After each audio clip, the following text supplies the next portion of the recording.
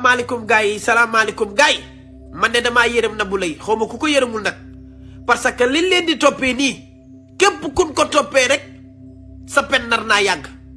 di nga tëdd perpète 30 ans wala ñu yóbbu la peine de mort buñ ko munta def peine de mort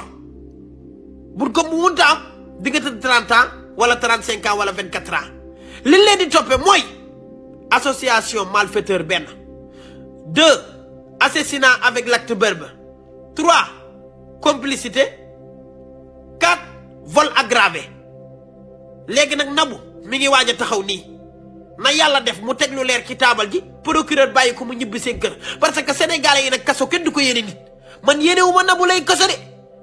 donte bu dee man maa waxoon ñu arrêté ko sama suspect la ak yëpp déegi moo ma métti ak ni mu ko defee association malfaiteur boobu moo ma métti te naqari ma te kee waroon a teral yaayam waroon a teelal papaam ay njabootam yaakaar ko famille yaakaar ko ñu rey ko reyaale waale bi nga xamante ni benn doom la lii moo ma metti moo taxoon ma sonn ci kaa bi mais tegal lu leer ci taabal ji ñu bàyyi la nga ñibbeeg jàmm 7e suspect bi maanaam 7e personne bi doon war muy Fallou Diop papa ma ko yenu moom ba ca enquêteur yi bàyyi ji moo ko yenu ba ca enquêteur yi jébbal leen ko Fallou Diop papa jee ko yóbbu moo ko libéré ca enquêteur ya jërë ngeen jëf. salaamaaleykum gars yi salaamaaleykum gars yi xam ngeen lan mooy problème bi maanaam du affaire xaalis kese la ñu reyee Aziz ak Waly maanaam cas bi moo nekkul affaire xaalis kese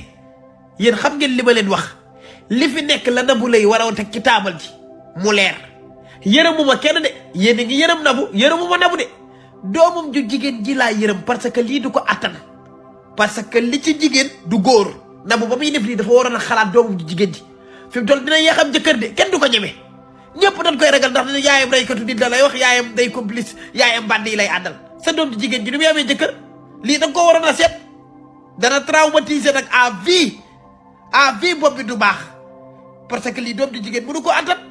sa yaaya rey nit sa yaaya complice sa yaaya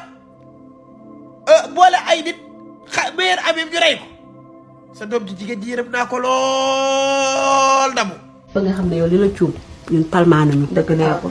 déggoo loolu de du da ngay jaay bëri histoire ñun nga xam ne ñoo sàcc mbaamu géwél jaay ko ay lobe dañoo lekk coow.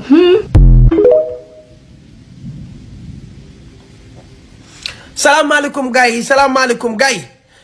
pour yéen daan ma wan ñu doomu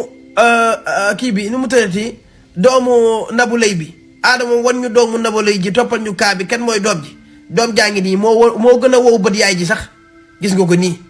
ci TikTok bi la nekk commentaire bu ne Nabou Leye yaay ji rek mu tontu mi ngi ci TikTok bi di ratatati rek dina wax ba dugal yaay ji kii mooy Juma Ba Nabou Leye ko jur ak bàcc seeraas Juma te ngaa rek le di nga wax ba dugal sa yaay wow nga bët waaw mais yàlla suturaa rek suturaa sa yaay dimbali ñu mais yow mii moom yërëm naa la mais gëw ma ne ku ni yërëm nga de sa bët dafa wow lool pànk